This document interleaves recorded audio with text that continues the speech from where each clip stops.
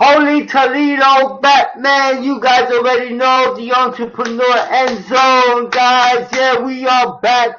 Terence Freeman. Call me whatever you want, homie. I love you guys. You know what? Let me tell you guys something. You know how me, yo, homie. You know I get it in. I just deliver, right? And let me tell you, I am gonna be bringing top dogs. I'm telling you, 6-figure, 7-figure earners into this podcast. This is not a joke, homie. Anyway, Terence Freeman here, known as Compañía. You guys got it right here. Hey, while you guys are on Facebook, make sure that you guys share this, okay? I got a special guest. You guys probably don't even, like, a lot of you guys who are following me are probably like, yo, who is this dude who T has on the split screen, right? Yeah, I'm gonna tell you guys something. This is why I decided to come up with the Entrepreneur EndZonE, because I know so many people who are just cultivating lives. And let me tell you, this man right here cultivated me. I am so glad. This is why I talk about why social media is so powerful. I would never met Aaron Gowans if I had not, or he had not come onto my Periscope, or he had not come onto my Facebook, or he saw a video. But we're going to get into all of that, guys. We're going to get into deep. This guy right here is in fact, you know what? I'm going to save all of the rest of the introduction to Aaron Gowans. I love this man. This man inspires me, and when we got connected, we connected. You feel me, guys? Like when you in the environment of the like-minded mind, that doesn't even sound right. People. In the like-minded mindset, Yeah. This man creates teams. This man helps people cultivate. This man helps people create income. So, I'm honored. Honestly, I'm honored even to have this man even now in the Entrepreneur EndZonE. And you know why, guys? You know me. I'm a football lover. You know why I call it the end zone. Look, the end zone doesn't mean that it's the end zone. Dude, that's where you score. Everybody that's going to be in this podcast are scorers. Aaron is a scorer. Nestor Nadome is a scorer. I could go on. And this is episode number 5, guys. So I'm super excited. I hope you guys are going to love this. Please give this a like. Hey, we're going to do a Q&A at the end of the fact of this. But hey, Aaron, thank you for being here, man. How you feeling tonight, man? Hey, thanks for having me, man. I feel great, man. Blessed to be able to get up. You're blessed to me, man. Happy holidays. Go ahead. Happy holidays to you, man. Yo, dude, you're a blessing to me, man, and I'm glad that you're giving me your time, and again, your time is quality time. All right, so definitely, I don't definitely want to waste it. You know me, we definitely built our relationship, and I was like, hey, you know what? If there's one thing that gotta be in the early episodes of the Entrepreneur EndZonE, because guys, let me tell you, the Entrepreneur EndZonE is gonna have not just entrepreneurs, celebrities. Look, celebrities, actors, actresses are entrepreneurs. Okay, Grant Cardone, I already reached out to him. He's gonna be on here, guys. This is gonna be huge. Okay, so this guy right here, Aaron, he's an early bird. He's an early bird, because you know how many people are going to be watching the podcast? But I need your help, guys. We need your help, okay? I cannot have a podcast without viewers, okay? And I'm going to deliver for you guys so that way you guys get it. So, hey, let me just start out with this. That, me, Uptown New York City, online marketer, and again, you know what? I get in people's faces, and I happen to bump into great guys like my man right here who's a guest. So what we're going to do right now, guys, is I really want you to take out your notepads, because this guy, let me tell you, he showed me one thing. Like, it's not even about, like, everybody knows you gotta hustle. But one thing this man showed me is how he connects with people and how he helps people and why he has cultivated who he is in the multi-level marketing industry, guys. Okay, if you do not know Aaron Gowans, please make sure you follow him, connect with him, inbox him, at whatever case will be. Okay, it ain't going to cost you much. In fact, it probably costs you zero. You know what I mean? So, hey, Aaron, let's let the people know exactly. Hey, Susan Day, thank you for being here, beautiful. I'm not trying to ignore the comments. I'm looking at to my podcast, so I can't see the Facebook comments, but I will pop in there once Aaron is gonna share his story. So, Aaron, let's start, yo, dude, because you know how we met. Your story was impactful, and that's how I reached out to you, man. You know what I mean? So, and thanks to Greg Cardone, right? Like, you remember that? It's about almost over a year ago, right? Almost a year, like, and yeah, Yeah. bro. That Yo, was funny. That was let's cut into it, man. Let's cut into it. Let's give these people something to chew on. Let's give them something to scratch about. You know what I mean? Hey, guys, I'm gonna tell you, take notes. Pull out that notepad. The floor is yours, Aaron. The floor is yours. Wherever you want to start, my brother, the floor is yours. for real. Thanks, man. Let's see where I can start at. Um, let's start about where this whole journey took place, where it started. Like he said, I'm an early bird. I got started in my entrepreneur life at 18, and I only got started for pretty much one reason. We were broke. My family were broke, and like pretty much like a lot of people, it's not a lot of people that were born with money. I wasn't born with money by any means. I don't come from money. Um, I literally know what ketchup sandwiches, syrup sandwiches, sugar water. I know what that tastes like. In fact, I still like it. uh, and it was a rough. I'm not saying I was in the streets or anything like that, but it was a rough. I grew up rough. I had to. I lived with my grandmother. My dad was on the road. He played music professionally, so he really wasn't around. Not that he wasn't in my life, but my mom was in the streets. She was on drugs and in and out of prison. And my grandmother took me in. Me and my brothers and sisters. She took us in. So that's what we grew up with. And I cling to sports really, really heavy. And it wasn't just because it was an outlet. For me, sports was my ticket out, because I'm not some super brainiac guy who can score 100 on every test. I mean, I barely made it out of high school, so it was my ticket out. And coming from where we come from, for most people, honestly, most people, that's the only ticket they see. I never saw a ticket out for me and my family through being an entrepreneur, through entrepreneurship and owning your own company and becoming a leader and doing what I do now.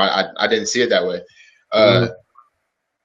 So that's why I took the sports. And the reason why I guess I kind of got big or whatever, I mean, to me, it's still relative, but I was I practiced every day, man. It really wasn't a day I went by without some type of training. I mean, played four sports, played basketball, baseball, boxing, and football. Basketball and football were my main sports. So that's what I was using, and I was training heavy. And throughout my, want to say, sixth grade, I started to notice that I was a little bit better than everybody else. And so did coaches. I got a little bit more attention. I mean, and it was just because I was training, because I knew this was my ticket. So I had to train at it. That's when I started really training and shooting jump shots.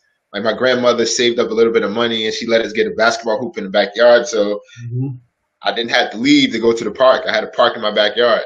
So that's why I used to get up jump shots. And then football season, I used to put my cleats on and I used to do drills. in the grass in the backyard. So that's what I did, and we used to set up little garbage cans. It was funny. You just set up little garbage cans, do drills and everything. That was funny. But yeah, I started to get better than a lot of the other kids. Hold that there. I'm sure. Oh, hold on. We got background here. I'm sure that those garbage cans with those silver metal cans from back in the day. You know what I Yeah, mean? That yeah, you have. I had two of those, and then I had the plastic garbage cans. But I did have a metal garbage can. Yes. Yeah. Okay, cool. So hey, But um, hey, not cutting you off, but I know where you're getting at. But what was it that that you know, even going through that whole process, what was it that, because I mean, like we spoke earlier, my story somewhat, and again, I mean, football was my thing, and and I know that you were doing, yo, dude, like, I mean, most um African Americans are sports intrigued. You know what I mean? They're doing some type of sport, and that's why, I mean, if you really think about it, it's soft, but we dominate. We dominate certain sports, guys. We might not yeah. dominate the hockey yet, but we're gonna dominate that too. You know what I mean? But Hey, I mean, we got one number go one ahead, in go the ahead, in the draft, so doing good. No, But I no. think you asking. No, go ahead, man. And I want to throw that in there because I want people to understand exactly, when you get into your story and how things Yeah, transcribe yeah, for you, dude. You know what I mean? And I tell you, I want to thank Grant Cardone, number one, because I would never met my man right here if it wasn't for Grant Cardone and just being on Periscope. It's that powerful, and that's why I tell you guys that it's that powerful that you throw yourselves out there. But hey, we're gonna get back to Aaron. Yeah, I'm telling you, if you guys, in fact, I'm gonna give you guys how you're gonna be able to contact Aaron and get involved with what he's doing. We're gonna get involved in all of that. Make sure you guys are sharing this, man. Please, yo, I'm telling you, somebody is gonna learn and get motivated for 2017 behind what Aaron is gonna drop down right now. You feel me? So go ahead, Aaron. The floor is yours, buddy. yeah. So where was I? Yeah. So that was about sixth grade. Then I started to be considered one of the elite players at an early age. Then started to get looked at by some high schools and things, and being recruited by high schools. And at that time, I knew this could be my ticket. Like, I started to get looked at by shoe companies and things like that. So I was really taking it serious. And I worked my way up to being a top 10 athlete in the country in high school, for football and basketball, and was starting to get scholarship offers around 10th grade. Um, Mm-hmm. then I really things happened that this is something I don't share, but things happened, so I fell off a little bit in 11th grade, but I was still getting offers and things like that. But my summer of my senior year, the summer right before my senior year, that was a big summer for me because it was football and basketball. I was really being looked at and really being evaluated just to see if I was going to be able to go that next level. So it was a big summer for me, and I stepped away from my girlfriend at the time, which is like, when you're in high school, that's a big deal. It's like you really got to focus and everything. So that's kind of funny now I think about it. But I was really focused because I wanted this, and I made it through the basketball portion of the summer, the beginning of the summer. Made it through that. Had a nice little article and everything like that, and then it was football time was starting because football season is in the beginning of the school year. So football was starting. So I was hitting the weights. I was doing everything. I was doing everything they said I needed to do. Put 25 pounds of muscle on. I did that. I was about 245, about 16% body fat, and Mm-hmm. I was ready for the season, and we had a scrimmage. We had a tri scrimmage, meaning 3 teams get the chance to go head to head the first time right after football camp. Like I get to beat up on somebody other than my team and my friends, and I was going crazy that scrimmage. I mean, I played tight end. That wasn't my main position. My big position was middle linebacker and defensive end, and I was going crazy that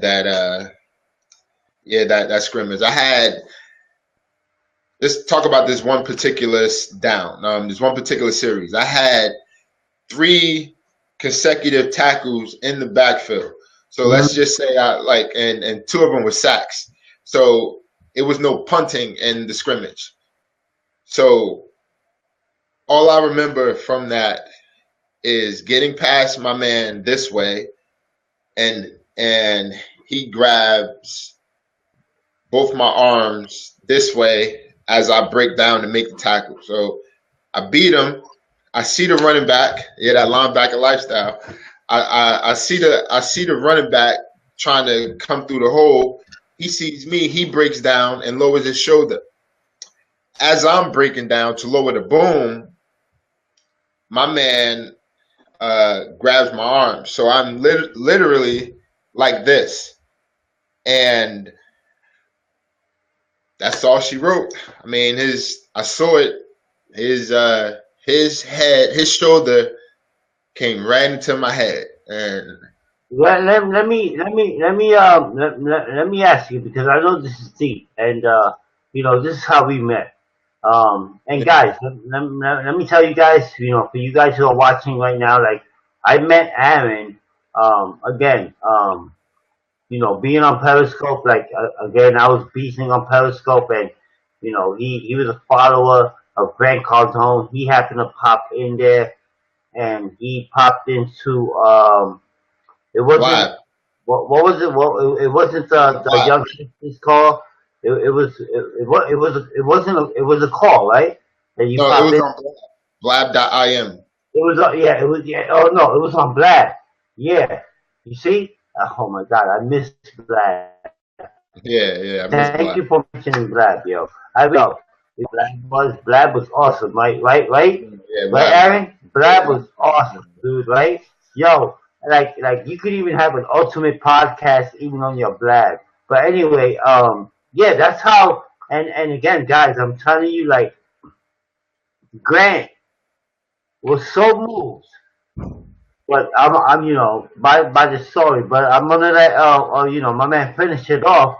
But I just want to let you guys know that again, the entrepreneur end zone is about delivering content and content that matters.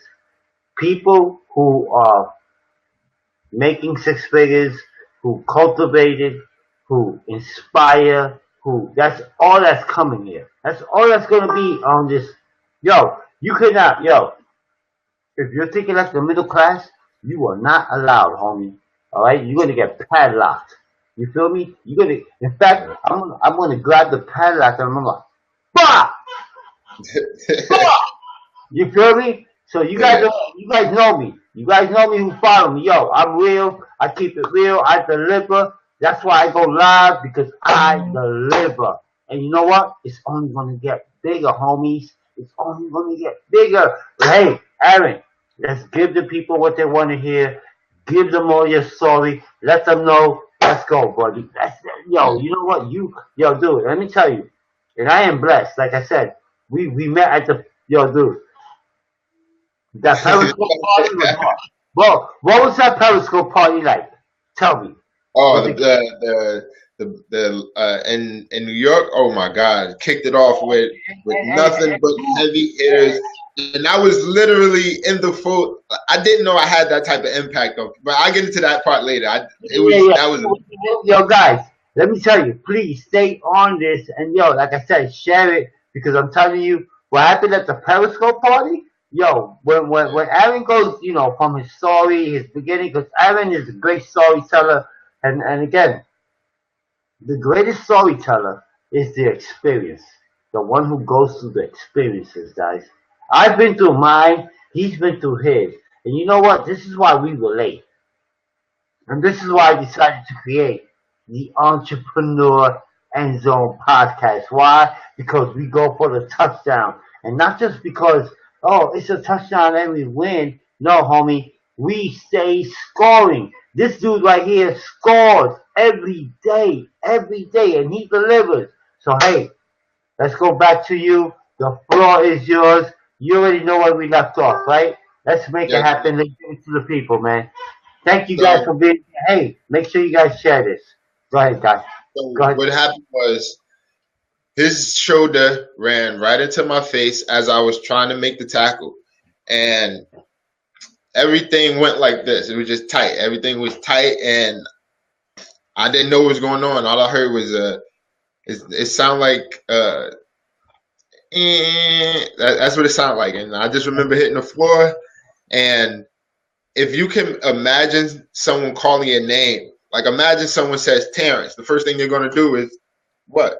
You're going to look. But in my case, I was trying to get up. I was just trying to get up, and the only thing that moved was my eyes. So it was just like Wow. trying to get up. And at that point, I could feel my body rejecting me. It's kind of hard to describe it because you haven't been through it, but I felt my body saying no. It was a real feeling, and Mm-hmm. I wasn't breathing. It was hard for me to breathe, and I couldn't breathe. And my best friend to this day, his name is Larry, and it's funny. It's funny that I mentioned his name, but all I see is him waving like this. That's all I could see is him waving like this. And then I see somebody just plop right down in front of my face, and he said, "What's wrong?" And the only thing I could say was, "Help me breathe." And it wasn't like I'm saying it now. It was, "Help me breathe. Help me breathe." Mm-hmm. And the next thing I know, he said, "Aaron, it's going to be all right. But we're going to get you to breathe."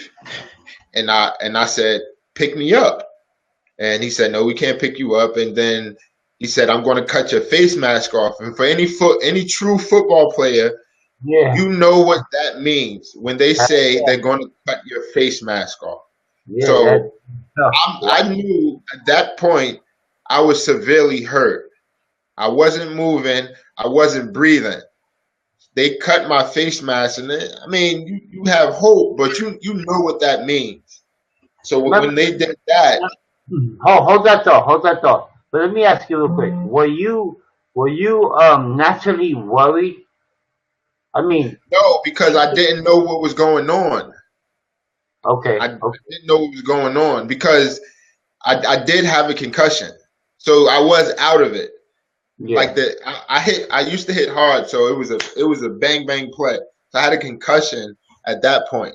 So when they cut my face mask off, it was only one or two things. I mean, so next thing I know, I'm I'm laying on my side at this point on my right side, and I just feel someone squeeze my helmet together, and then I heard 1, 2, 3, turn him over, and he turned me over, and I just was like, that was when I was able to breathe, and then it was downhill from there. I mean, as soon as that happened, I was able to breathe.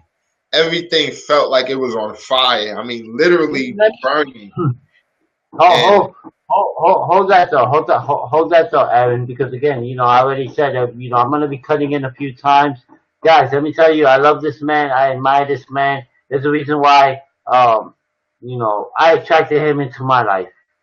Um, and no, honestly, he attracted me. Like it did.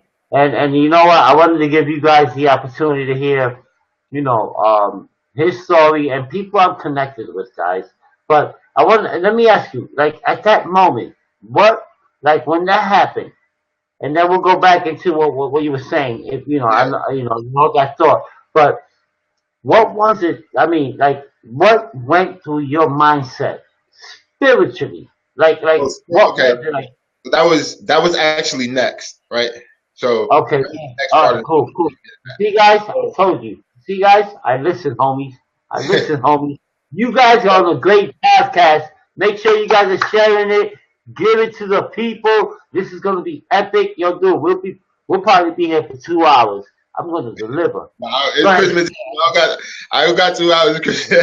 But uh, so what I was going through at that moment was because I wasn't a big spiritual guy. Before that, I believed I was a believer, but I wasn't Mhm. a very big a spiritual guy. I wasn't someone who went to church who did things like that. But I was a believer. I'm a man of faith, a huge man of faith now. But back then, it wasn't what it is now. And but when I always tell people, you know who to call if you're in a jam. And I was in a jam. I knew who to call. I knew who phone to ring. And the only thing I could think to do was to pray. That was the only thing I could think to do. And I don't care what anyone says. I don't care who believes it, who doesn't. That's what you think really isn't none of any of my business. So, but I do share this. And there was this lady standing on my right side by my foot, and I'm sitting there saying, I feel like I'm on fire. It's a lady. I've never seen this lady in my life. She was not. We had an all male training staff at my high school. Where this lady came from, I don't know, and no one saw her. And she said, Aaron, let's pray. And I said, that's what we're going to do. And everyone looking at me like I'm crazy. Who is this guy talking to? I said, I'm talking to her. Like, okay. And I prayed. And I said the Lord's Prayer. And that's when everything kind of loosened up. And everything, I wasn't on fire. And um I don't know who this lady was. So that's where I get my faith from now because I'm a believer. They always say the first person needs proof, the second person only needs to believe. Or I'm not the second person anymore. I'm the first person.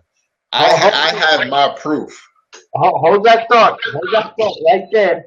Okay, because like I did on my earlier live, I was talking about standing on the soul, on the tongue twister on the shoulders of giants.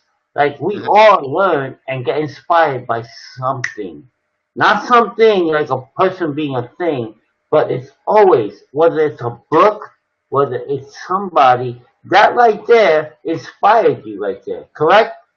Yeah, And and and, and again, and as you got inspired, did you I mean I don't know about you guys, but I mean for me like when you learn that inspiration, that feeling, when you get inspired, dude, it feels like I don't want to be sexual out here or whatever, but when we yeah, cultivate here, I know what you're saying. it feels like having Yeah, big having a one. sexual contact with your loved one. You know what I mean? And it's that Yeah. feeling when you catch it. You see, that's why I tell people like, yo, God doesn't play with people's mindsets out here. But I will say, He is testing you every day, every day. We're going to get into that, guys. We're going to be on here for a minute. You know what I mean? Because my man right here, this man is wisdom. And he's going to drop some jewels. And I wanted you guys to get exactly who this man is. Again, the only reason why I found this dude is because of my journey. You feel me? Like the only reason why I found my man right here, and I'm telling you, if you guys are not following my man, yo, shame on you, homie. Shame on, and in fact, he probably will apologize to you and be like, yo, it's my bad, man. You should have known me. I should have been out there more. You know what I mean? Yo. Yo, dude, I did like a live stream and people were like, no, I'm not blaming you. Yo, and it's like people inbox me and it's like, no, no, really, it really is my fault. You know what I mean? And I really do take that. You know what I mean? But you know, we learned that from Uncle G. Uncle G taught me that. And you know what? And you absorb that whole concept, dude. Really, if you want to attract customers, if you want to attract who you are, if you want to attract people into you becoming, because I tell people every day you're becoming. But yo, let's go into it, yo. I'm telling you, we're Yeah, gonna, I'm yo, gonna get to you the good got part. I'm plenty gonna of get to time, the right, good baby? part. You got plenty of time, right? You good, right? Yeah, I got about another hour before I All gotta right, like start wrapping these another gifts. hour, yo, guys, and let me tell you, dropping nuggets. So, yo, let's kick off from, Yeah, yeah, yo, I know where no, we yeah, at. So you already know. Yeah, let's take it off from there. Let's take it off from there, Aaron. You already know. I so appreciate you being right here. after that, So, right after that, everything started to cool down, and just so everybody know, I believe that was my angel, and just so everybody knows, that's why I'm a man of faith. So right after that, they take me into an ambulance, and it's an old school ambulance.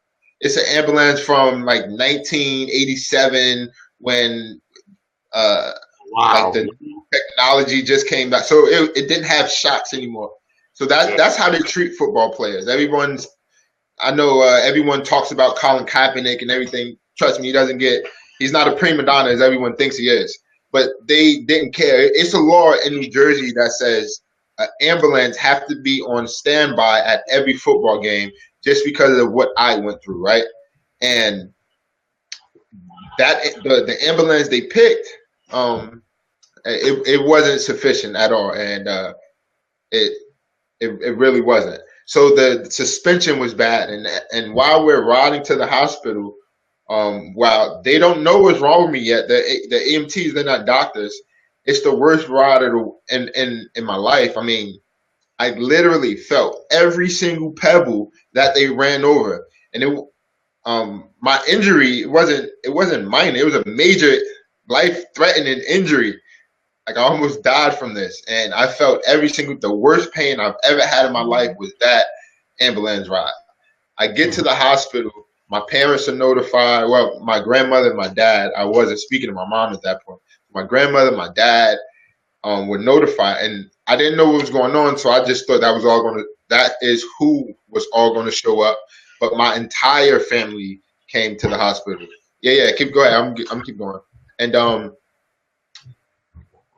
I get in the room, in the emergency room, and I just plainly asked the nurse, if I go to sleep, am I going to die? She said, no, you're not going to die. We're going to keep you alive. And I said, okay, I'm going to sleep. I just think I passed out. I wake up in a different room.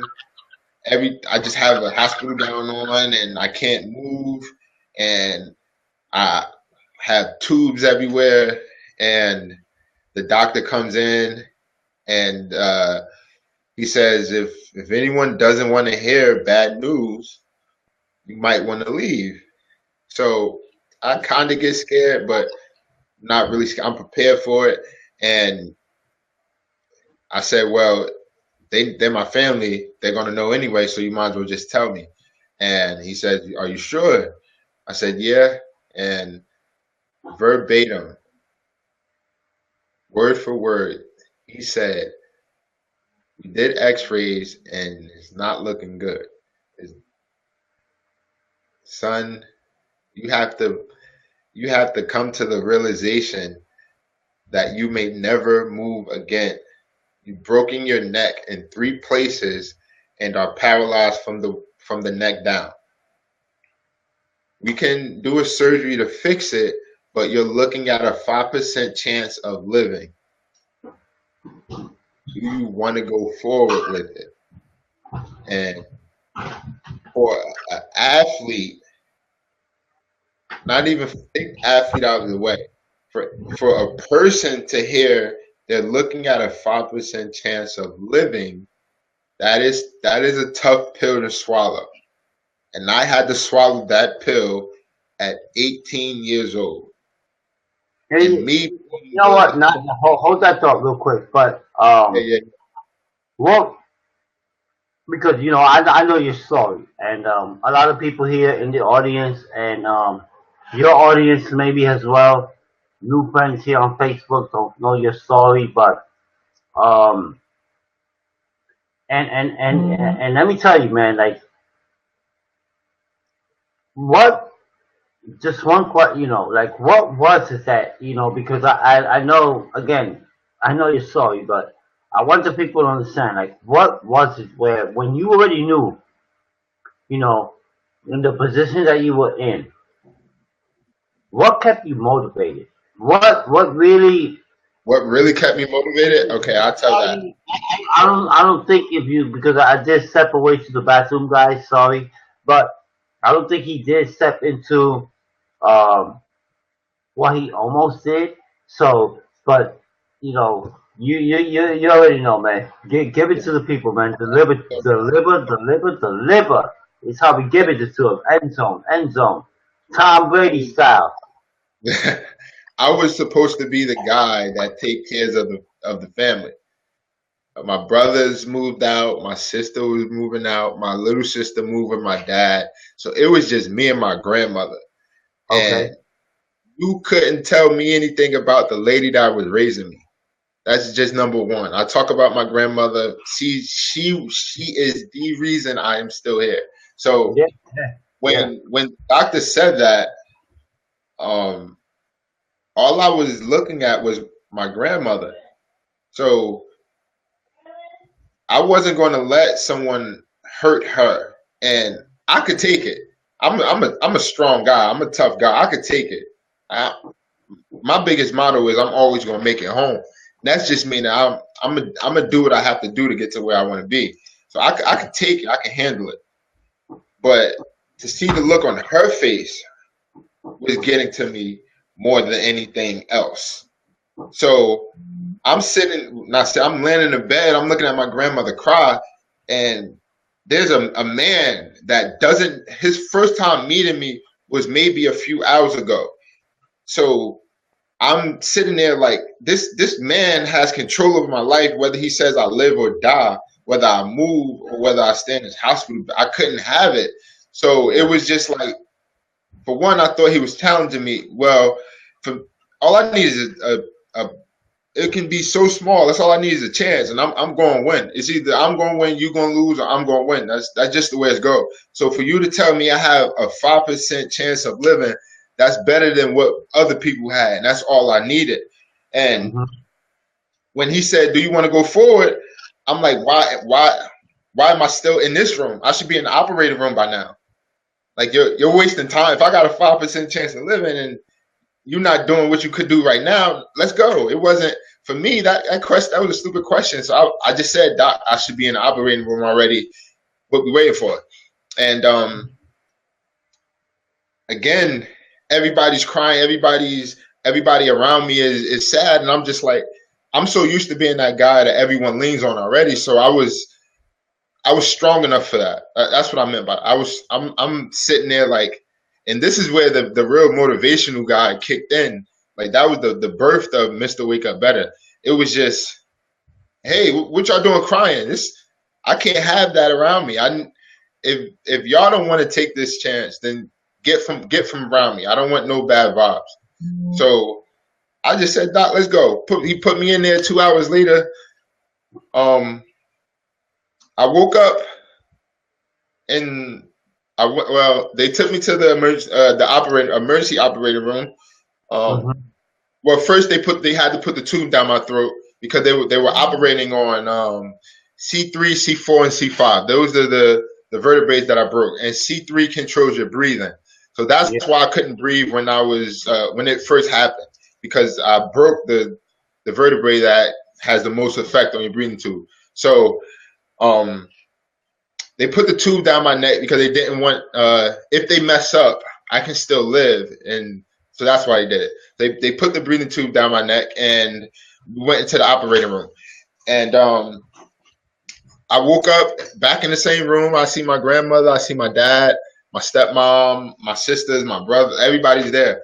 And I wake up, I look, and I see the doctor. He's in there. He's doing his thing. He said, "Son, the surgery was successful, and when we actually opened your neck up, it wasn't as bad as it was on the X-ray." And I said, "That was well." I didn't say I couldn't talk. I had oxygen. Yeah, that's that. Hold that thought. Let me ask you what, because I've been through the procedure, bro. But let me get, yo, guys. I'm about to really get uh uh really graphic, okay? Because I've, again, look, guys, I've almost lost my leg, scarred. I smashed my mouth. I got a plate right here. So I'm gonna share. I'm gonna share with you guys something, and I want you, because you mentioned something that it automatically hit me in my head. You said the tube down your throat. How does Mhm. the how do when they put that tube down your throat, because they force that tube down your throat, correct? Yeah, and it's not like a little tube. It's a Yeah, yeah, breathing yeah. tube. I Like I know. was on a breathing machine. Right? It's Yeah, like it's a really big tube. 3 inches wide. You know.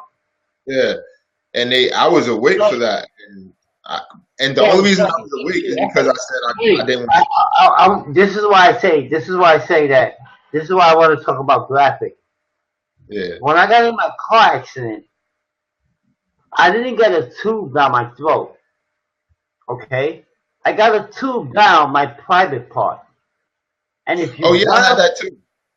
if yeah, and if you want to talk about pain, yo, let me Yeah. tell you, yo, and this is why I say it's graphic. What I'm sharing with you guys, but we in the entrepreneur end zone, I share the realness. We got real people overcoming obstacles. I know Aaron, and I'm telling you, if you guys are not following Aaron, you guys are gonna start following him now. But yeah, I just want to throw that in there, Aaron, because I want people to know that, yo, at the end of the day, you know, I know you're thankful, but we're getting into your story. Let's continue. I love this interview, man, and thank you, man. I appreciate you being here, bro. For real. Welcome. Anytime, anytime.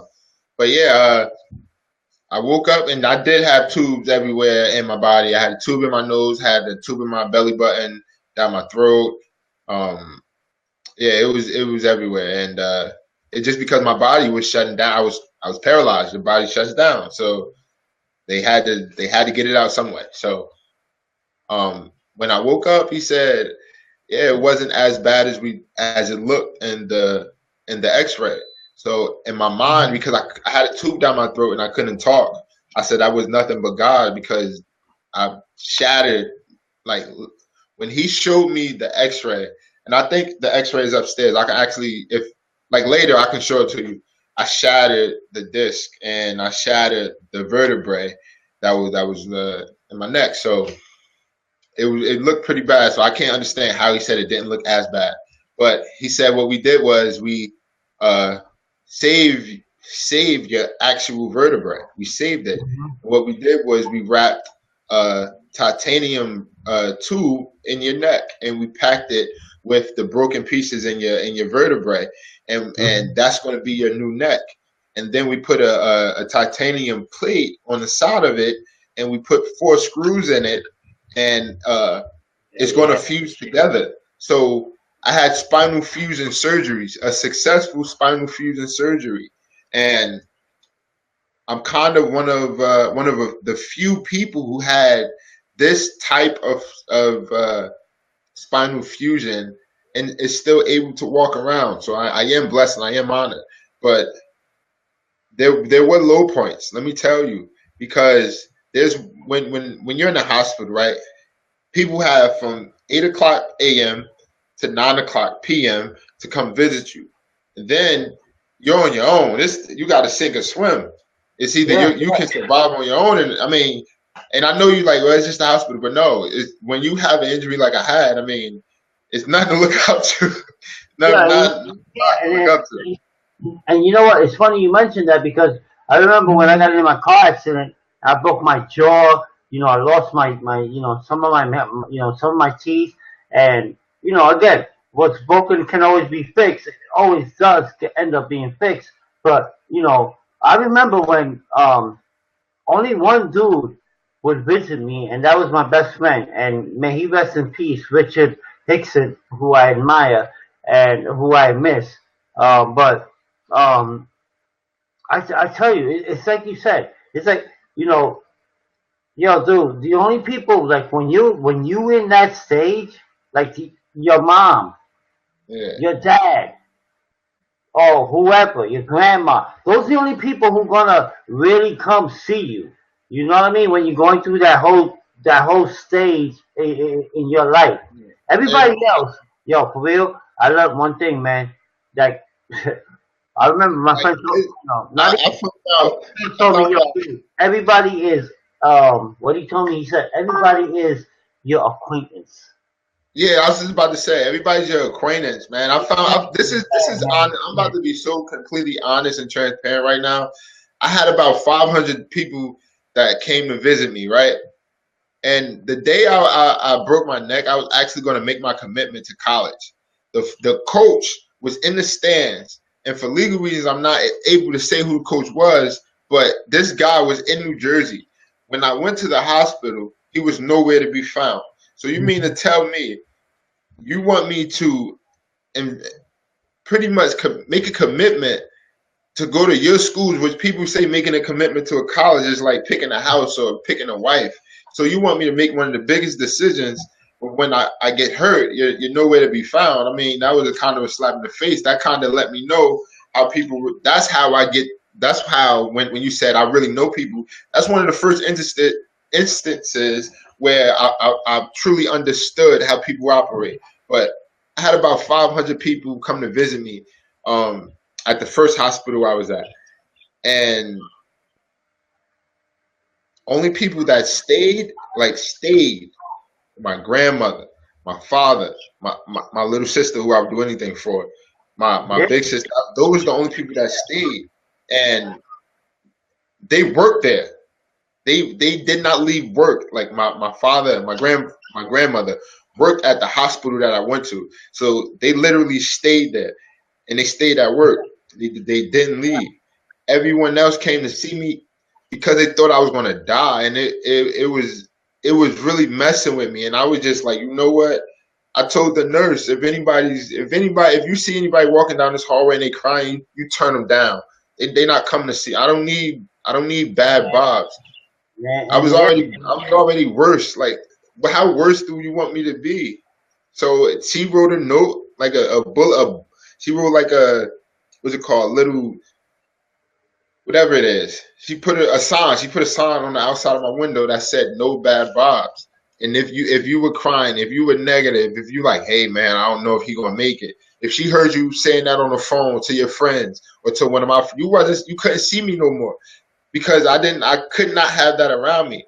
My focus shifted when I was in the hospital because I'm not a smart man. I just make smart decisions, right? guys, I and you know what, and you know what, Aaron, and not to cut you off, but guys, yeah, I want you guys to understand, like this interview right here is powerful. I mean, last night was impactful. This is powerful. But let me tell you guys something that what he shared right now tonight and we're gonna get into what he's doing and who he's becoming, but I wanted you guys, you guys as my audience, I wanted you guys to really see, people who I'm connected with, people who I conversate with, like, and again, and I tell you guys all the time, it's very important that you become omnipresent, that you let people know who you are. Aaron would not have known who I am if I have not reached out to him. Right or wrong, Aaron? completely right. I think because, and it's no disrespect, but I didn't have time to reach out to you. If Yeah. you reach out to me, Again, I would and again, definitely talk to you. and But again, guys, like you just heard him say, dude, this is a top multi-level marketer, and we're going to get into all of that, guys. Again, share this, make sure the people who are looking for this content, you give it to them. Don't be selfish, man. Hey, it's Christmas, homie. If you're not giving away gifts, you're homie, you're getting a massive gift right now. You feel me? You in the entrepreneur end zone, and you on with Aaron Gowans. And if you guys, I'm telling you, We're going to give you the contact information at the end of this, but we never know. We might be on here for another 2 more hours. I'm just telling you, this man's content is what inspired me. And this is why I had to let him know who Terrence Freeman is, how we going to get connected. And, yo, we hung out again. Yo, where we left off, the floor is yours, man. I'm sorry, man. You know me, Well, man. You know me, it's man. really going to get, it's really going to get to the good stuff because now we get to talk about money. And it's funny that we go directly from being in the hospital bed talking about money, right? But And let's get into that, man. Let's get into that, man, for real.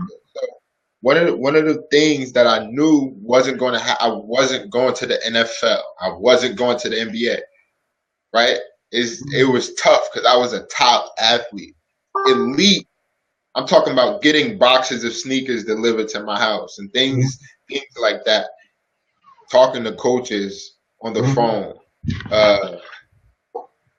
having coaches sit in your living room, right? Elite athlete. I wasn't doing it anymore. Wasn't going to happen.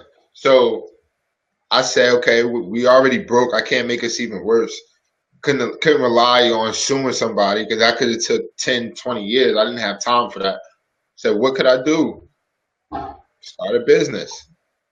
That's when that shift, the real shift, and from being a customer to a producer, that's where that happened at. Because I didn't have time to be broke. Like we don't have time for that. It's only 24 hours in a day. So and I love my sleep and I definitely sleep 8 hours. So I didn't have time. I only had 16 hours in my day. So And you know what? Hold that thought. Hold that thought for 1 second, because for real, like I watched the video the other day, a while ago, and I'm like, this is what I tell her. People don't pay attention to numbers. Even me. Like, I'm like, this guy shot a video about how there's 168 hours in 1 week. yeah, that's all it is. As a marketer, as someone who gives value, who gives people opportunity, give people ways to create multiple income streams. It's like when I heard that, I was like, yo, 168 hours. So if someone tells me, yo, homie, I ain't got no time. What? Wait, whoa. You got 168 hours. Yo, dude, that hit me like when someone hits you with no one ever hit me with a sledgehammer. But could you imagine being hit with a sledgehammer and you're like, yo, okay, I'm up, homie, I'm up. You good? I'm good. You feel me? But go ahead, Aaron, man. I didn't want to cut you off, but I just want to throw that out there for the audience, man. Go ahead, man. I love this, man. Thank you for being here as well, man. For real. Anytime, bro.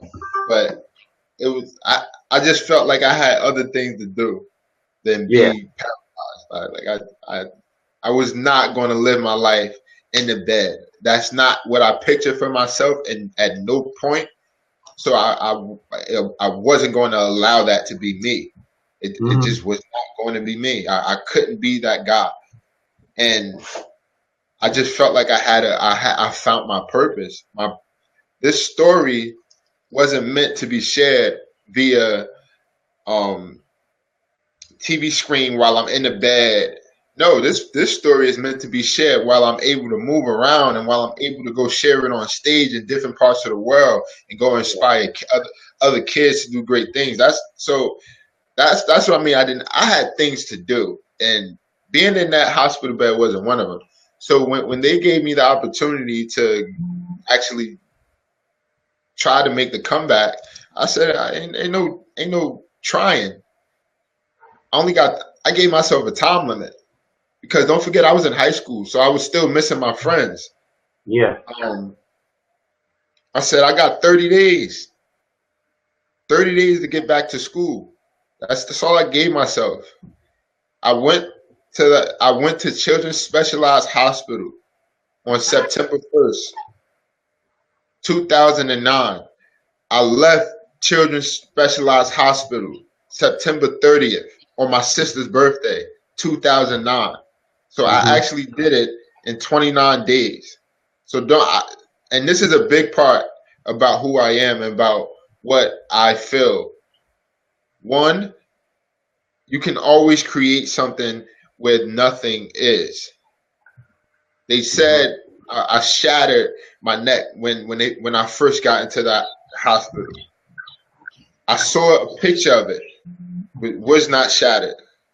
I don't know how, and I don't need to know, but I do believe in the law of attraction, and that's what it was. Two, you have no excuse. There's no such thing as an excuse. I was looking at 5% chance of living. Some people just worried about paying they mortgage. That if worrying about paying your mortgage is your biggest worry, come on, man. There's people out here literally don't have shoes on their feet, literally sleeping under a bridge. You know what? I'm glad. I don't know why I'm getting echoes. But I'm glad you mentioned that. Because dude, like I remember that, because dude, you had a massive injury, and I know your story, and you shared some of it right now, like, but you didn't make excuses. Number one, like you learned that it's either you know um Yeah, it's either I'm gonna win, you more gonna that, lose. right? But let me ask you, like, what triggered you to actually like really believe in yourself? Because, dude, I mean, again, go into your story, man. Let people know how deep you were when you were to the point where you wanted not even to live anymore, man. For real. Oh yeah. So, but right before I went to the hospital, there was like I said, I didn't have anything to live for. You took the one thing I was doing to try to feed my family. So I got extremely low, and I bit my tongue.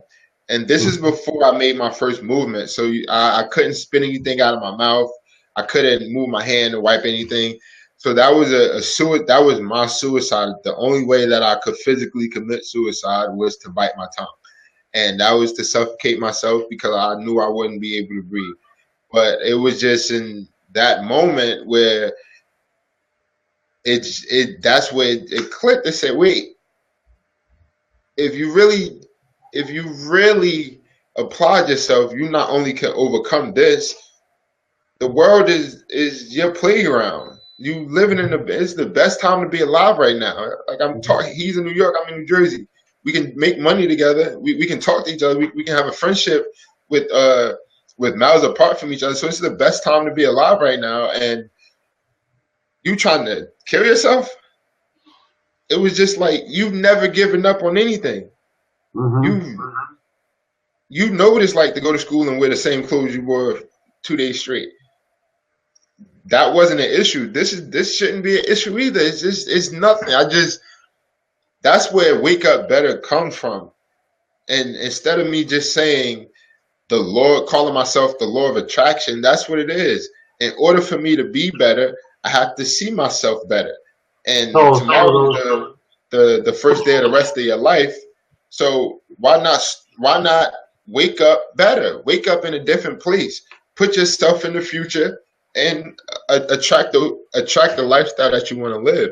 So that's where wake up better comes from, and that's why I will always. It's a lifestyle for me. I don't care how much money I ever made. I can always better it, right? So and you know what? That name alone, like, that's what attracted me. I was like, Mr. Wake Up Better. Like, who's this dude?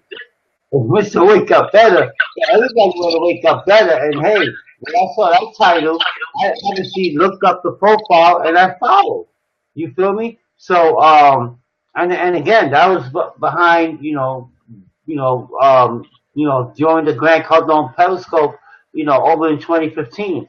But guys, the end of the day is that, I hope that you guys are getting a lot of nuggets out of what my man is going in, because he's going in deep.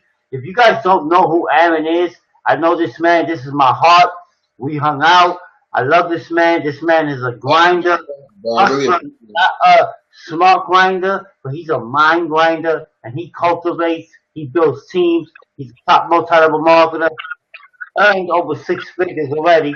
You know what I mean through his career. And again, look, man, I told you guys that the entrepreneur end zone is about Yeah, people who are cultivating and creating their successes and manifestation. You feel me? And I'm only bringing real people on here, real people creating success, guys.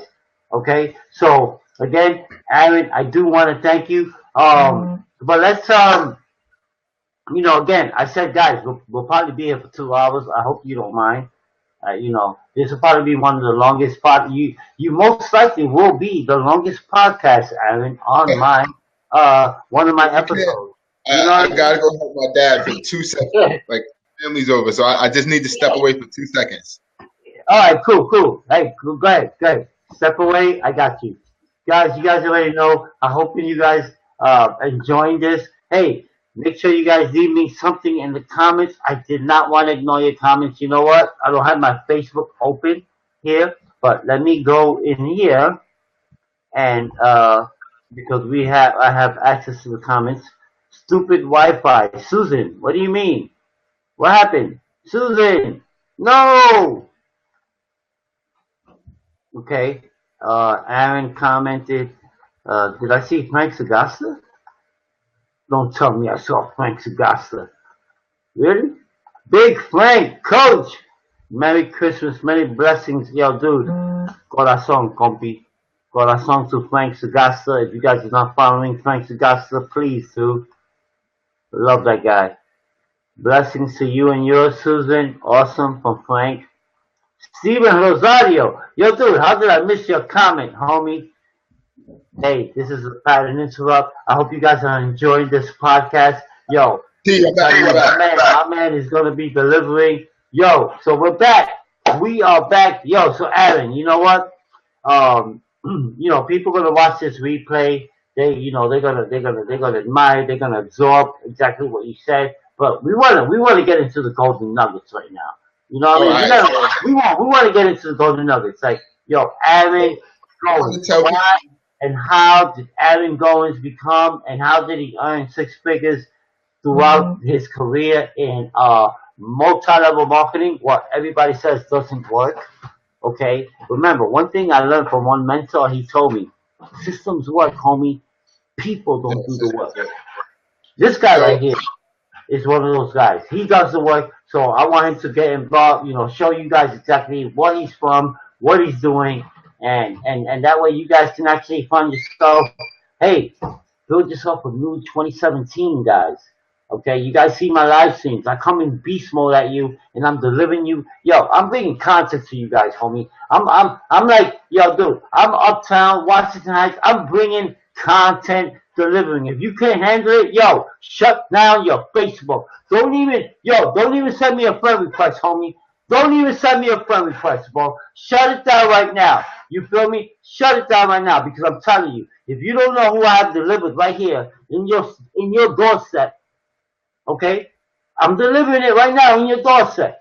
If you're not taking out your notepad right now, you know what I mean, and not paying attention, yo, if you're one of them dudes thinking about, yo, it goes from 0 to 10, yo, get off, B, because you gotta understand, it's 0 to 1, homie, 0 to 1. This dude right here is gonna show you how to go from 0 to 1. So, yo, the floor is yours, Aaron. I'm sorry, you know me, I'm a passionate dude. But I gotta smack them in the faces, homie. I gotta smack them in the faces. Yo, let them know how what intrigued you, what shifted you, how you started your business, and yo, cause yo, dude, yo, when I talk about belly to belly, yo, guys, I'm talking. This is what the business is built on. This is why people fail in network marketing. They focus on the butterflies in the belly, and they don't go belly to belly. They focus on the butterflies. So go ahead, Aaron, man. I'm sorry, man. Go ahead. The floor is yours, man. Just because of the time reason, I'm gonna skip ahead like a little bit of the story. Yeah, because you know what? Yeah, because I know you did say that I don't want to keep you too long, man. And guys, some golden nuggets right here, guys. Okay. Yeah, but yeah, I'm gonna really drop some jewels now. So skipping ahead, there was a point where I had to make some decisions, and income was one of those decisions. So I started to look for ways that I didn't like because I couldn't perform physically at the things people who fell in sports typically do, like being a firefighter, being a police officer, um, trying to go to like crazy things, right? So I had to look for things to do in my free time, in my spare time, while I was home, and like doing research about certain things, understanding what leverage can bring for you. I Mm-hmm. found network marketing, and just so happens, network marketing has one of the best platforms that uses leverage that I've ever seen. Um, so for me, Craig, what's up, man? For me, someone who was paralyzed and couldn't move, I wasn't going to wake up and get a job. I'm not crazy, right? So this is what I chose because this is what I saw that um, it was gonna help my family in our situation, right? Mm-hmm. Because of the opportunity of leverage, and it made more sense to me than other things. I wasn't going to go to school and become a rocket scientist, but I Mm-hmm. knew if I did go to school, for me it would be like throwing my money away because I'm not a straight A student. I was never a straight A student. I was going to school just to play basketball. Like that's all it was. That's the only reason I went to class. Like Yeah. because you had so I had to put my money. I had to invest in myself, but in other ways. So becoming a businessman was the best way to invest in yourself and putting money that put investing money into something that's going to benefit you and benefit your family. To me, at that time, it just made more sense than anything else. So I already, like I said, started that traditional business, and um, we were failing because I didn't know anything about this. All I knew is if you owned your own business, you got to drive a Benz, and that's what I wanted to drive, right? Like after I came home and was able to walk again.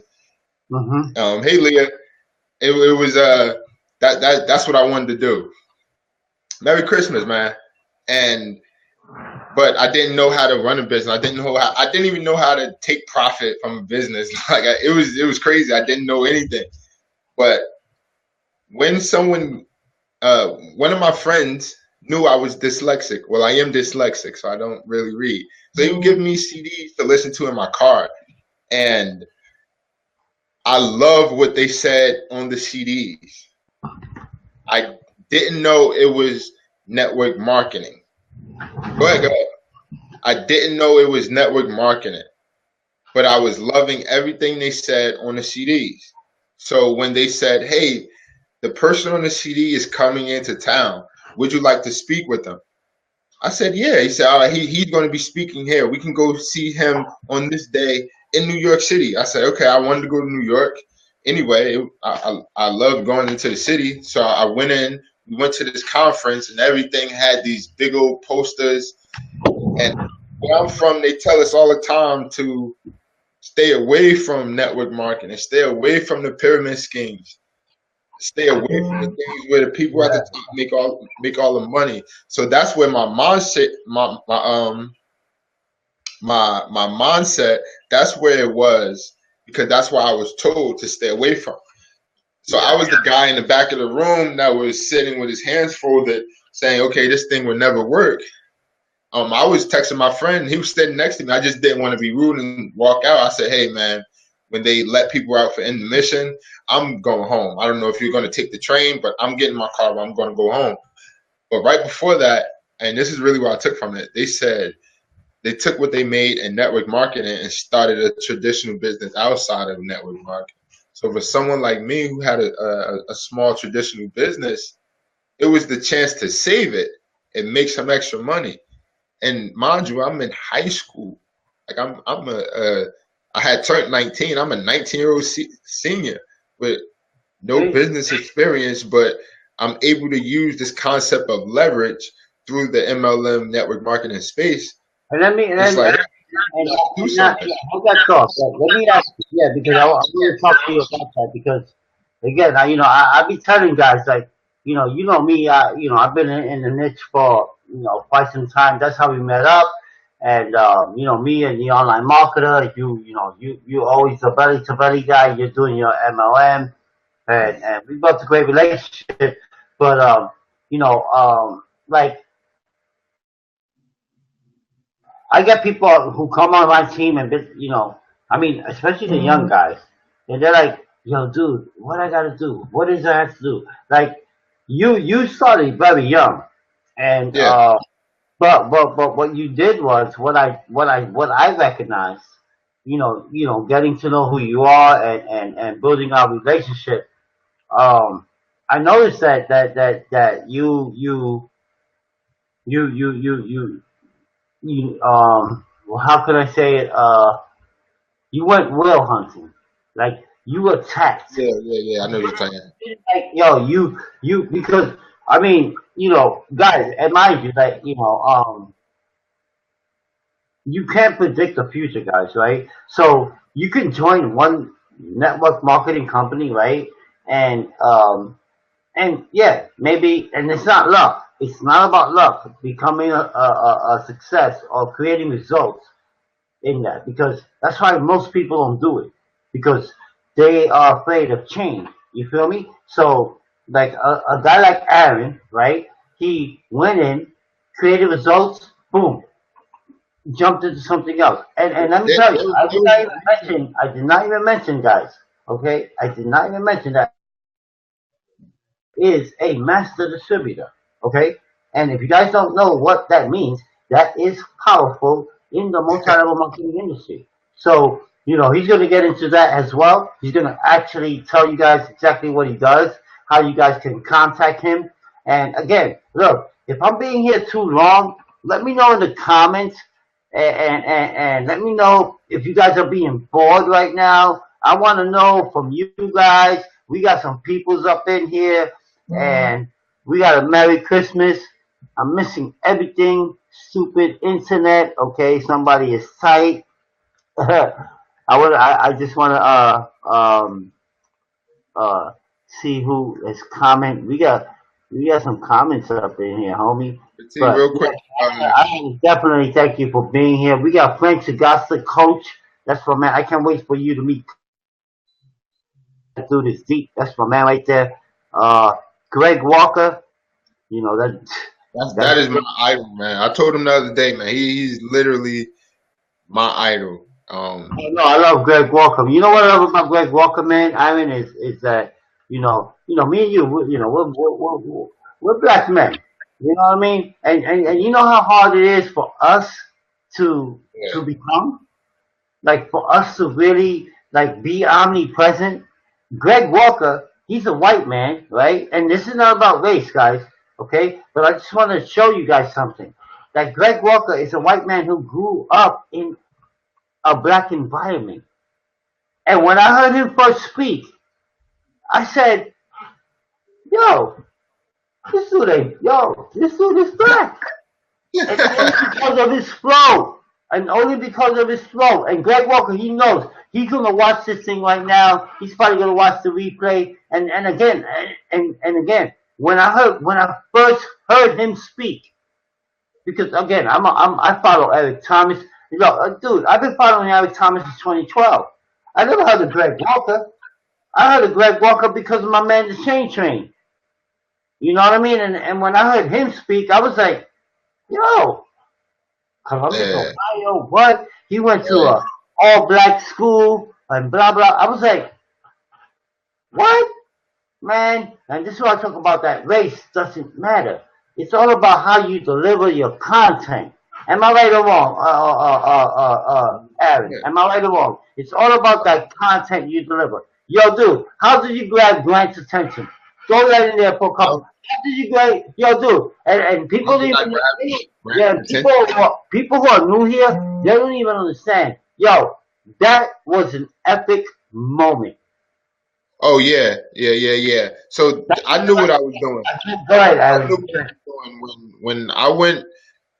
See, people scared to go after Moby Dick. I'm not the. It's only two. It's only two things in the world that I'm scared of, and Grant Cardone is not either of them. Yeah. So for me to go after, and I wasn't even trying to sell him anything. I just knew, and some people call it selfish. I knew he was someone I needed to know. He was someone I needed to meet, not to sell. I don't want none of his money or anything like that. But what I do know is being around him, even like the party we was at, having a chance to even talk to him is a big deal. Yeah. Like I know not to be the smartest guy in the room, so Yeah. I wanted to be in the presence of people that had more influence than me, more power than me, more more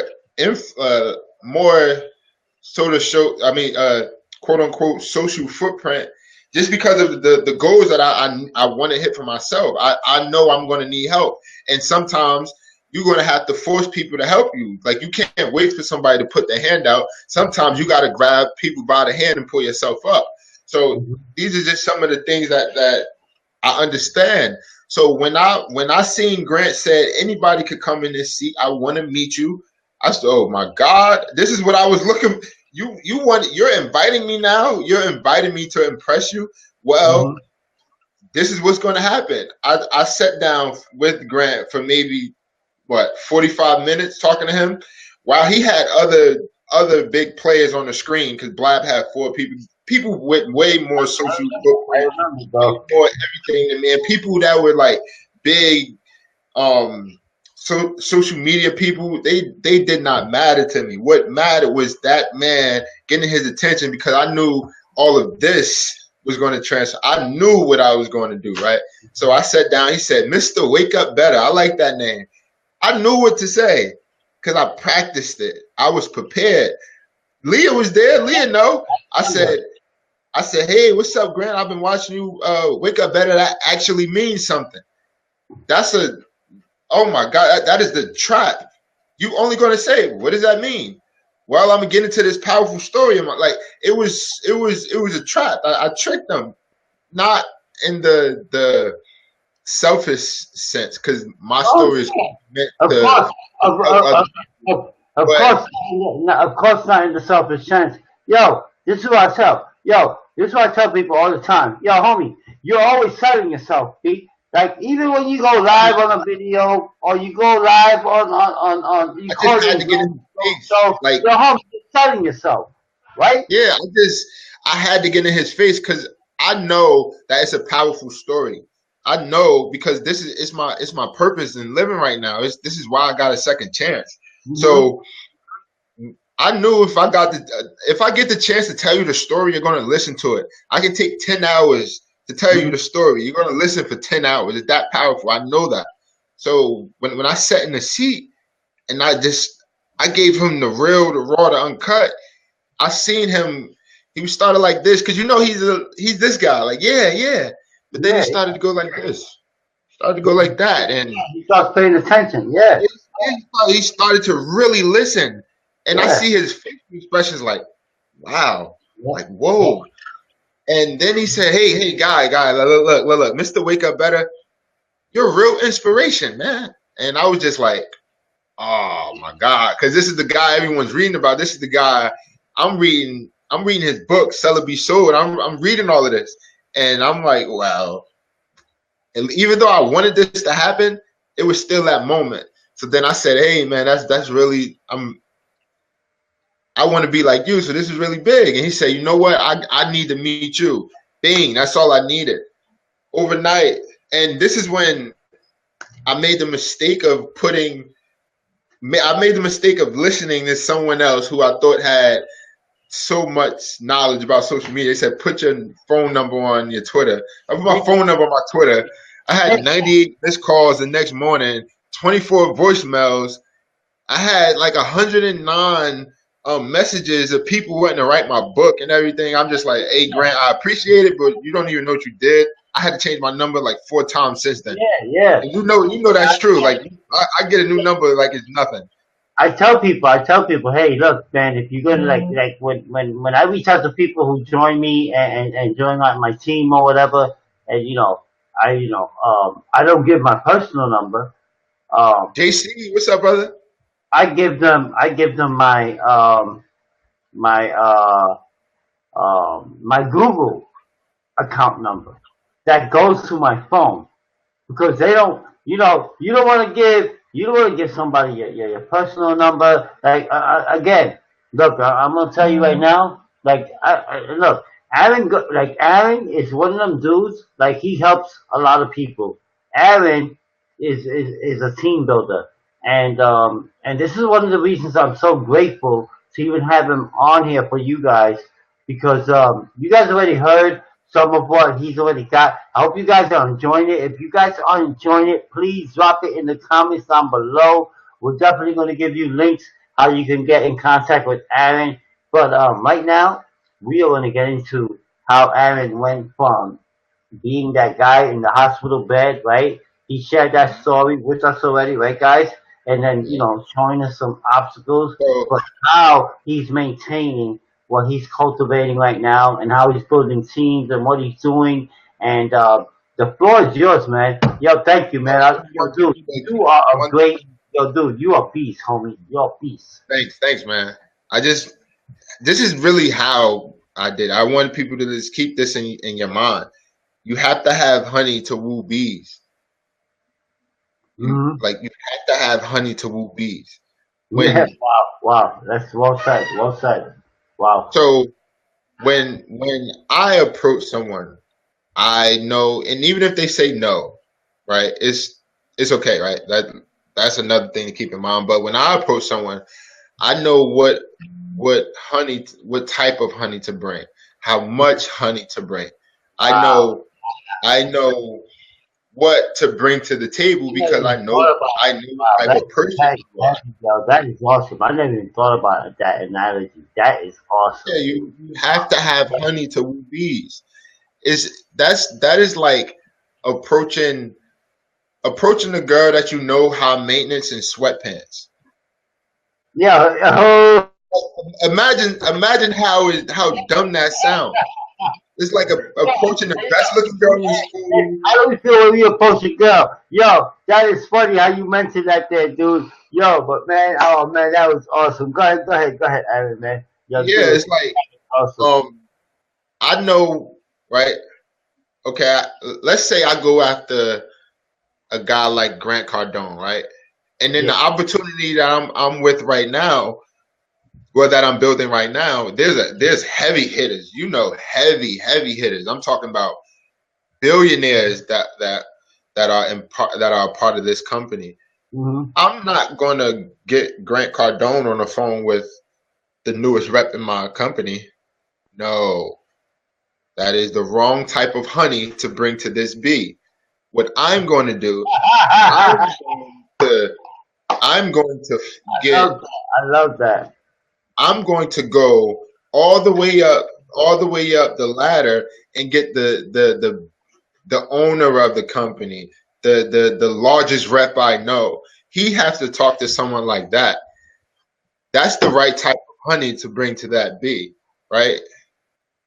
But I think two reasons people fail. One, they don't know how to sponsor up, meaning they always go after their younger cousin that's in high school. They go after everyone in high school because Yeah, they go typically no, it's true. It's true. I did that. I did the same thing. yeah, that's a mistake that people make, or they They don't know believe you. They the know industry. you. Like one thing I learned is when you hear someone tell you like don't go after the people like I mean, everybody like in most high-level marketing people be like go to your friends and family blah blah blah but then there's like that one or two or that third dude who your really focusing your on family and already you're knows listening you're broke. dude, do not go But you heard me, T. It's like it's like your family already knows you're broke. So Yeah, you're trying to go yeah. after you're talking about $1 million ideas to your family when you barely making 5 figures. And then It's like, looking at you like you crazy. yeah, they're gonna look at you like, what? Like, get Aaron, get out of here. Like, other day you asked for $20. Yeah, So yeah. Like like, my brother right now, like my brother right now, he's like, yo, dude, I like what you're doing. Like now he's starting to realize. And again, it's like I tell people in my lives, like, you know what? Um, I've been doing this thing for a minute with the online marketing, and you know what? When I got let go from my job, I truly believe, and not that I truly believe, I know that it was a blessing. It was a calling from God telling me, yo, dude, you're either gonna do it now, or you're gonna die broke. You're gonna yeah. do it, But or you're gonna die one broke. And you know what? one thing I learned from the industry is that I did say it's the best opportunity of leverage that I've ever seen, and I truly believe that. But Hell yeah, hell yeah, it hell yeah. it By really far. teaches you how to go out um and bring in income, because money only comes from other people. I'm not a money maker. Like, I don't make it. So it teaches you how to bring it in. It gets you prepared and quickly understanding that it's not like it's I don't want to I can't say that. You It, get transactional you based. gotta breathe. Like, You gotta it's breathe. more it's transactional based. You More gotta it's breathe, the bro. ownership based, You gotta not breathe, bro. Breathe, and that's what what you say. money is. You gotta breathe. You know. Yeah, I mean, it's transactional, and I had to learn that through the industry, how to be a transactional person, Hell yeah. a profit driven person. And I'm glad you mentioned that. And you guys know me. You guys who are watching this on the replay, yo, thank you guys as well. But I mean, you guys who watch my live streams, you guys know that when I be like, yo, dude, I had a live stream where I was like, yo, life is one big transaction. Like Yeah, me and you, that's it. Aaron, we're having a transaction right now. You feel me? Life is one big transaction that is going to cultivate into a sale. Yo, and I even said to myself, yo, I'm going to write the book called The Human Cell, like the human SELL. And I probably shouldn't even be saying this, saying this right now because somebody might want to take the title, but I already Yeah, got it you gotta copywritten. protect that. You can forget about it, homie. It's already copywritten. But I'm gonna write a book called The Human Cell. But again, it's like, yo, what are we doing all day? Dude, I'm in the attention business. We are in the attention business, right? It's like, what do we do? Like, this is why I wanted to have you on here so that people know who Aaron Gowans is, because I have an audience, and dude, you're a phenomenal dude. And you're going to give people so many opportunities, and you're doing it right now. You feel me? You're doing it right now. So, yo, look, guys. I don't want to bore you guys. I know it's Christmas Eve, and well, right now, well, yeah, it's still Christmas Eve. Santa has not arrived yet. Make sure that you guys leave your milk and cookies under the tree, okay, for your kids. All right, but it's 10 p.m. over here on the East Coast. I want to thank you guys, but I want to just like we're going to do like some quick bullet points on Aaron. I'm gonna be like, yo, what did this? What did that? Boom. And then if you guys have any questions for Aaron, yo, drop it down in the comments on how he became. I mean, I'm gonna tell you guys something. In fact, you know what we're gonna do, Aaron? How Yo, did you become and how did you earn six figures within the industry of what we're doing right now? so okay, this is literally how I did it.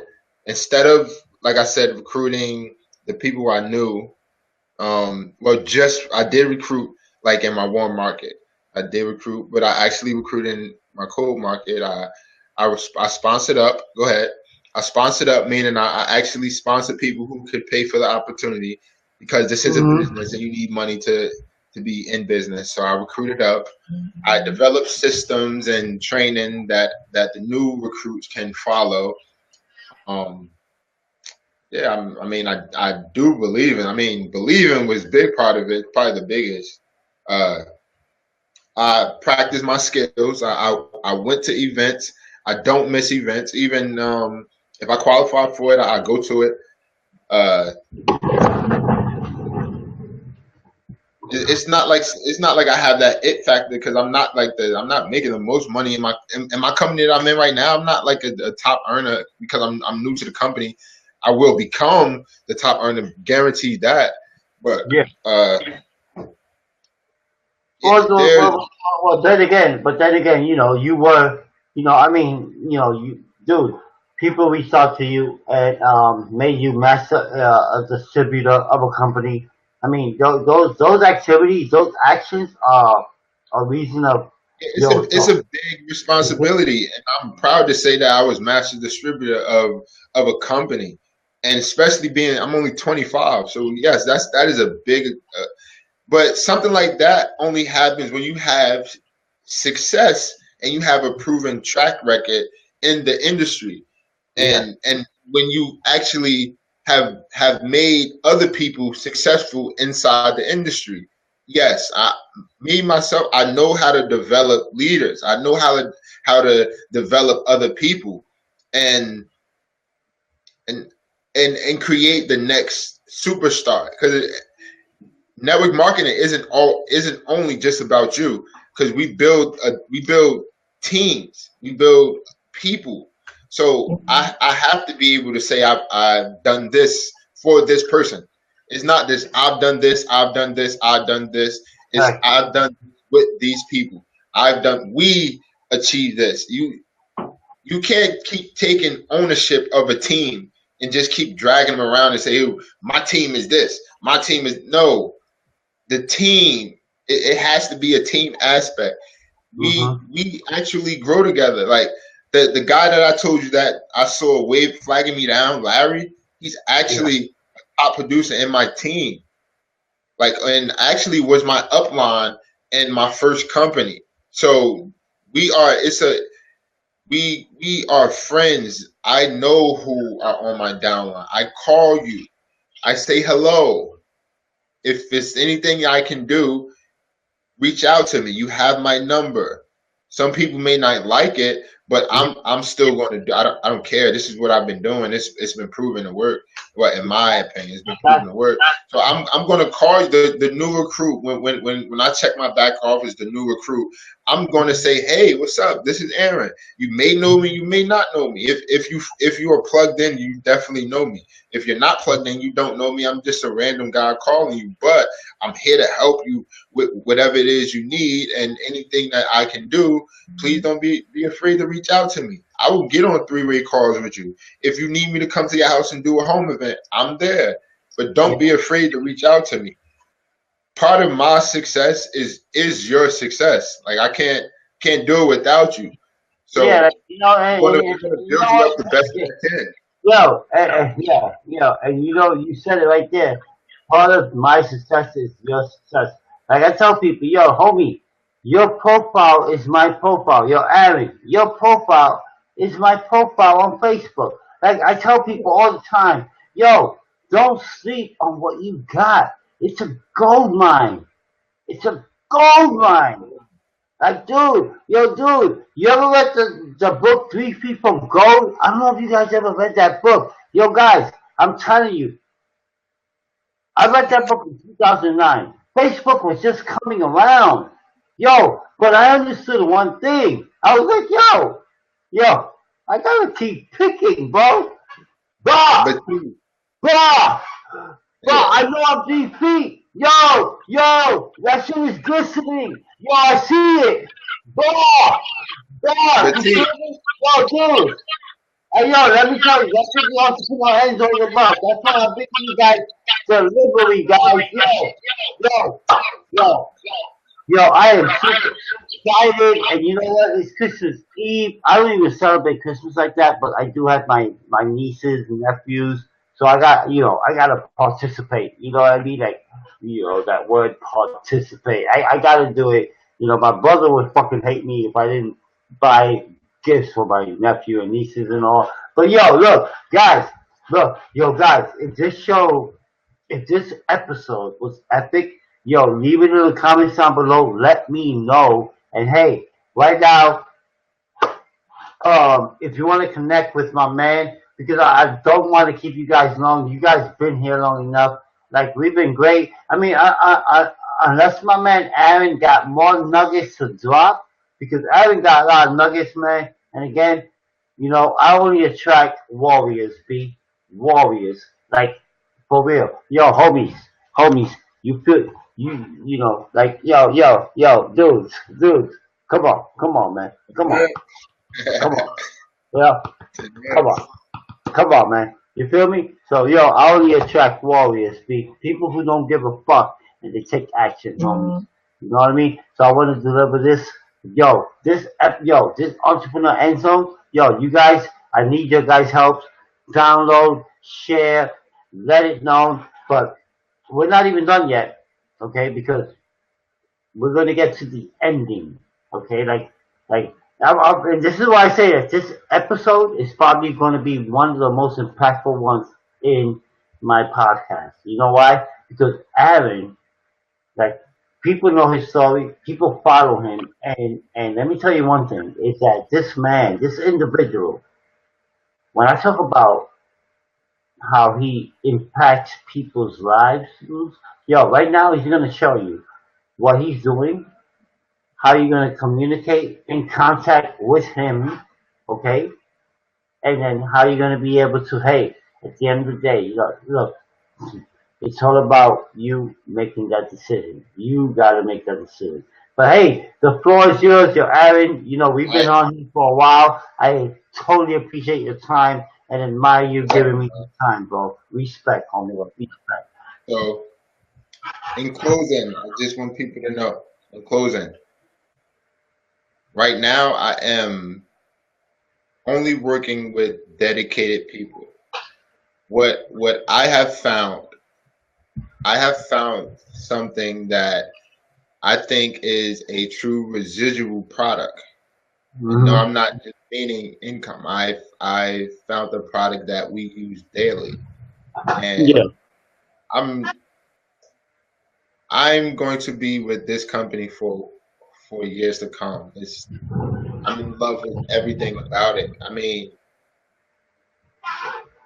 I've literally shared this with the richest person I know. Like honestly, and I've shared it with someone who actually been on the record of saying they hate it, and like it is so crazy. And now they're on my team. So this is a true residual product. So I'm I'm not big right well at this point in my career. I'm not big on going out and begging because at the end of the day, you make your own decision. But right now, with what we have, and as I look at it, I know what it brings and how people can benefit from this. It's literally changing the industry Yeah. on upside down, night and day. Let me ask you, how many, because, I mean, you eventually are, you've been in the industry for quite some time. You made six figures already, correct? Yeah. Okay. So how long have it took you to make six figures in the industry of network marketing? Uh, Throughout the whole process, like from beginning to end. There's no end, but from beginning to up to date. In other words. oh, like total income you talking about? Yeah. Yeah. I don't share the total, but it is You don't have to. Come. You can just round it off, homie. You don't have to multiple six. So, I've been doing it for 8 years. So, Okay, so you would say that in within those 8 years, what was the first year that you hit six figures? The first year I've hit six figures is right when I graduated. So I could say that because I'm no longer part of that company. When I graduated from high school, I made one hundred Wait, and wait, wait. thirty-seven So thousand you dollars. graduated, you graduated from high school, and you was already making you already hit the six figure mark in I income. mean, I hit the ground running, and because again, like I said, I Awesome, bro. had Awesome. something else to do. Like, and no, that's not typical, but I bust my ass to do what I did in that company. Like And guys, it let me was tell you you guys, know. let me tell you guys something. I didn't even know it. I didn't even know that. I did not even know that. Again, yo, dude, I reach out to people. Yo, dude, did I reach out to you today and be like, yo, you ready to be on the entrepreneur end zone? Did I say that Yeah, to you? yeah. You reached out to me and said, "You ready?" Like, I said, "Yeah, I got yo, dude, this is unscripted, homie. Like I'm bringing you big boys. You feel me? This is a big boy. This is a dude I fully admire, respect, inspire. He inspired. Yo. Let me tell you what, yo. Let me tell you one thing, man. If you guys are not following Yo Entrepreneur Antone, and then if you're not getting connected with Aaron, yo, shame on you, homie. Shame on you. You know what? Dude, you know I'm real. I'm real with this, bro. Wait till you see the cover photo and how, the whole branding of the Entrepreneur EndZonE podcast is gonna be, homie. I got my artist doing his thing right now. Yo, let me tell you right now, and if you might, I hope you don't mind the word, yo. I love, yo, make moves, homie. I'm bringing you delivery. I'm bringing you people who gonna make this happen it." for you, homie. You know what I mean? I'm bringing you people who gonna make this happen for you. Aaron, give these people, before we get out of here, man. Before we get out of here, we already got where you at, who you are, You can reach me. How can people contact you, man? How can people contact you? You can definitely the easiest way to contact me is on Facebook. I check every message that I have on Facebook. That's the easiest way. You can actually email me at workwithaaron33@gmail.com. That is my personal. I shouldn't have gave that out, but yeah, I did. That's my personal email. You can actually Give it out. workwithaaron33@gmail.com. Twitter, Wake Up Better. Instagram, Wake Up Better. I'm Wake Up Better on all social media except for Facebook. That's like my personal Facebook. So it's Aaron So Gowan. wake up better, Snapchat, in Snapchat, wake Yeah, up yeah, better. Wake Up Better on Snapchat. Yeah, Wake Up Better on all social media except for Facebook. It's Aaron Gowans. Um, So you guys, mess I'm like 100 friends away from 5,000. So like you better get on it. And I don't really delete friends unless they have to do something for me to, and I have to see it for me to delete them. So if once it's gone, it's gone. And but guys, you guys yeah, already got me. I bought you some delivery, and you know what? Aaron didn't even even drop all of his yeah, numbers. we We're definitely gonna have to we're do gonna this, have him back man. on Like again. Trust yeah, me. yeah, We're gonna have Aaron back on again. And again, Aaron, I do appreciate you even giving me your time, your hospitality, and I do admire your friendship, man. And I'm glad that you you know I got a uh lot of love and respect for you, bro.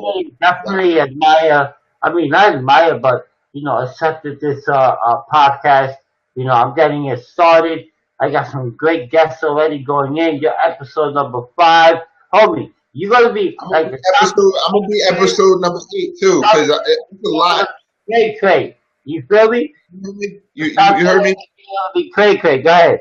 What's up? I said I'm gonna be episode number 8 too, because it's a lot of stuff that I didn't get to share just because it's like Yeah. I gotta wrapping my daughter's gifts and my family upstairs partying. Dude. And you know what? I do again. Like I said, I do come into time, and I know it is Christmas Eve. And again, I'm telling you guys, Aaron Gowans, I'm blessed to even know this guy, and even to sit down and have a beer or have a burger or Well, whatever. we don't have just one bear. Yo, we have it. It's been a minute, but we have to definitely. Yeah, Hey, but T, you already know when me and you connect, it's not just one beer. It's a few beers and a couple of drinks. uh, we had a good time the last time, right? I mean, Yeah, we good even had time. my shorty. My shorty was like, "Yo, hold you guys doing? Yada yada." She trying to deviate what we're doing, but guys, let me tell you, we powerful. We like dynamic I duo. just want Like that's I why just I want said, to say something, man. Batman, homie. Go ahead. Yeah, I just want to say something. And anybody who is like really serious, send them my way, because I take care of people like over here. Like, And you know what? I'm glad you said that. Hey, guys, and because I was about to end this thing, and I'm feeling great. And I am starving. I got some pasteles, some Puerto Rican pasteles, yo. Like that yeah, shit is fattening. Dude, I gotta fill up. But anyway, yo, I'm glad you mentioned that because hey, we're, um, we're gonna have a night. Like, should I say, like, definitely, definitely, no, definitely going to my man Aaron is gonna leave you links on how you're gonna connect with him right now, and at the same time, guys, for real, that you definitely, definitely, definitely, for real, utilize whatever it is that Aaron has that's gonna help you elevate. Yo, let me tell you one thing. We can always catch up to online marketing, but we would never catch up. You feel me? Like you yeah, gonna have to understand that is what dude. It's always gonna be changing. online marketing is tremendous. But Right. you do not beat person to person. Online marketing is tremendous. Person to person, there's a reason why we see success. T Yeah. knows I'm not afraid to. I met T on the internet, right? The same day I went and met him in New York. Never seen him a day in life. Yeah. Remember that Yeah. same day, and we've been friends ever since. Yeah. I mean, we was at the So, Periscope party, homie. That was crazy. And I got no, drunk. I no, got no, drunk no. that That night. was I'm talking about before the Periscope party. Before the Periscope party is Oh like yeah, yeah, when yeah, Brent yeah, said yeah, yeah, yeah, yeah, definitely, definitely, yeah, yeah, definitely, yeah, person to person is where it's at, man. I'm not scared to bring the honey to the bees. Like, I'm really not. But yeah, yeah, yeah, dude. man, That's I why really I said, got to get out, so, man. I know it's taking longer, but I really like my family's upstairs, man. I really appreciate you for having me, bro. that's what I said, yo. That's what I said. I had to have it on. I had to have you, I had to put you on the file of the content of the entrepreneur zone. You know what I mean? I got my entrepreneur zone, yo, dude. You in that file, yo, dude. I had to get you on there, and I'm glad that we did it, bro. Yo, dude. You gave me, the content that you gave me. Number one, and number two, the people that are gonna receive the content tonight in the replay, yo, For don't sure. be surprised if people go to inbox you, bro. Be like, yo, I saw I your mean, I won't be. I'm not surprised. I told them to do it. I would be surprised if somehow they found my number, but because I just got this number. Like, I just got this number the other day, so I would be surprised about that one. But yeah, you already know, bro. Yo, I love you, yeah, bro. man, Hold I'll on. So, chat yo, with you. I'm gonna text you. I'm gonna text you later tonight, man. We're yeah, definitely yeah, staying in yo, touch. dude, be a big man, yo. Let's connect tomorrow, man. Merry Christmas, man. To Same you to and you, bro. yours, many blessings to you and your family. Thanks, Yo, man. corazón, compi. You already know. Later. One love.